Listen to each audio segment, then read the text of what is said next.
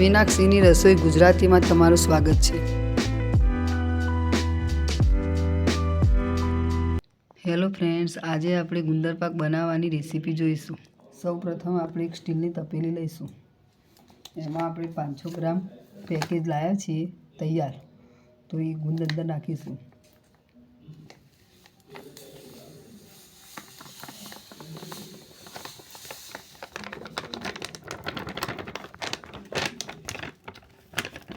મેં ગુંદ તૈયાર લીધો છે, તમારે ઘેર ક્રશ કરવો તો પણ તમે કરી શકો છો। હવે આપણે આ ગુંદરને ઘી લઈને પલાળી દઈશું। તો આશરે આપણે 250 ગ્રામ જેટલું ઘી લેવાનું છે। ઘીને ગરમ કરી લેવાનું। મેં ગરમ કરીને લીધું છે। આ રીતે કરીને બધો જ ગુંદ આપણે હલાવી દેવાનો। ગુંદ પલળે ના ત્યાં સુધી આપણે ઘી લેવાનું।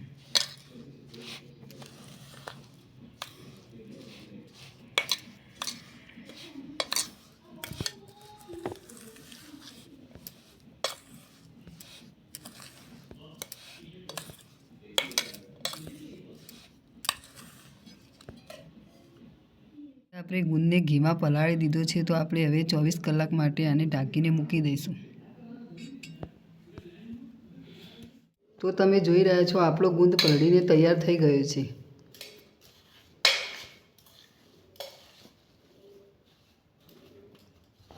તો હવે એને બધો જ છૂટો પાડી દઈશું।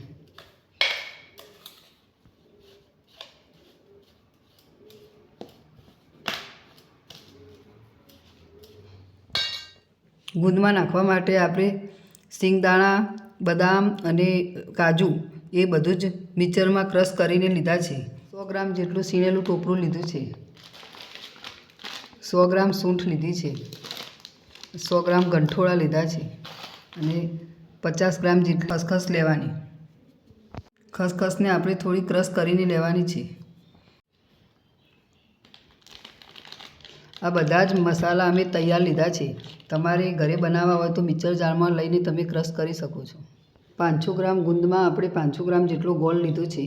તો ગોળને આપણે આ રીતે ભાગીને બધો જ એક કરી દેવાનો છે। આપણે હવે ગોળને ઓગળવા મૂકી દીધો છે, તો આપણે ગેસને ફ્લેમ ધીમી રાખીશું। અંદર થોડું ઘી એડ કરીશું, તો 2 ચમચી જેટલું ઘી લઈશું, એટલે આશરે આપણે 200 ગ્રામ જેટલું થાય। ગુંદમાં ઘી હોવાથી આપણે ગોળમાં ઘી ઓછું લેવાનું છે, તો આપણે આશરે 200 ગ્રામ જેટલું લેવાનું। ગોળને આપણે ધીમે ધીમે કરીને આવી રીતે હલાવતા જઈશું। ગોળ ઓગળી જાય એટલે નીચે ઉતારી દઈશું। ગોળને બહુ લાલ થવા નથી દેવાનો, થોડો ઓગળે એટલે નીચે ઉતારી લેવાનું। તમે જુઓ, આપણો ગોળ બધો જ ઓગળીને સરસ તૈયાર કરી લીધો છે। તો હવે આપણે 10 મિનિટ માટે એને ઠંડો પડવા દઈશું, પછી જ બધા મસાલા અંદર એડ કરીશું। 10 મિનિટ માટે ઠંડો પડવા મૂકી દીધો, તો એ ગોળ હવે ઠરીને તૈયાર થઈ ગયો છે। તો હવે આપણે એમાં 100 ગ્રામ જેટલી સૂંઠ નાખીશું।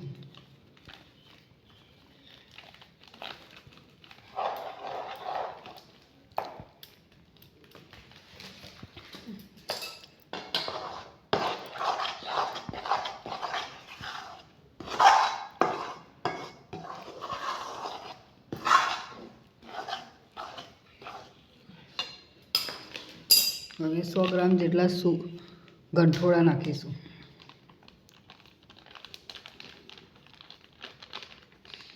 તમારે વધારે ઓછા કરવા હોય તો કરી શકો છો।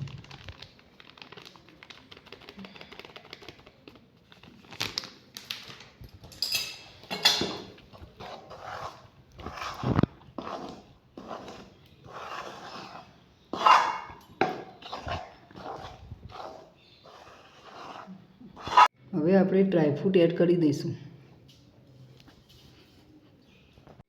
આ બધા જ મસાલા આપણે હલાવીને મિક્સ કરી લીધા છે, તો હવે આપણે એક તાસમાં કાઢી લઈશું।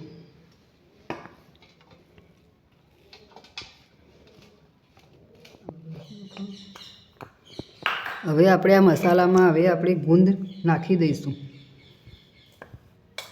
જેથી કરીને મસાલો આપણો થોડો ગરમ છે તો ગુંદ અંદર ભળી જાય।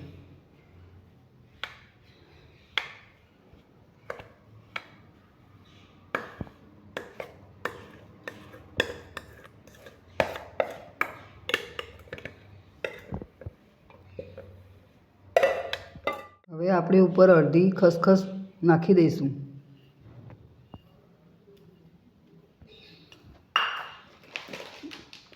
અને છીણેલું ટોપરું 100 ગ્રામ જેટલું નાખી દઈશું.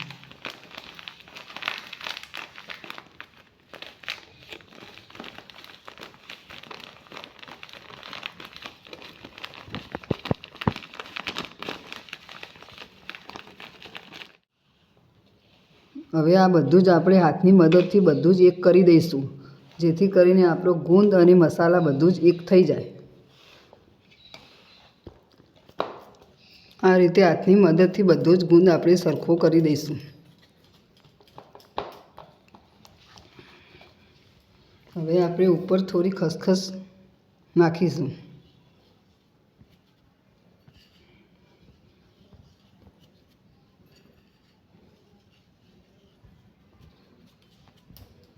આ રીતે આપણે હવે કાજુ અને બદામ બધું જ ઉપર નાખી દઈશું, જેથી કરીને આપણા ગુંદનો દેખાવ એકદમ સારો આવે છે.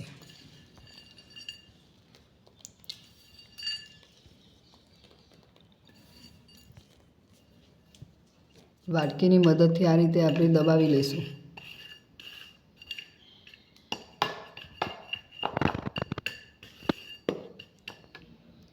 હવે આપણો ગુંદર પાક બનીને તૈયાર થઈ ગયો છે, તો હવે આપણે નાના નાના ટુકડા કરી લઈશું.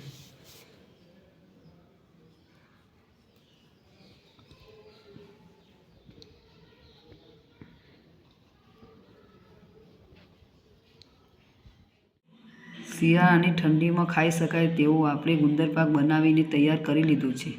તો અમારી રેસીપી ગમી હોય તો અમારી ચેનલને તમે સબસ્ક્રાઈબ કરજો.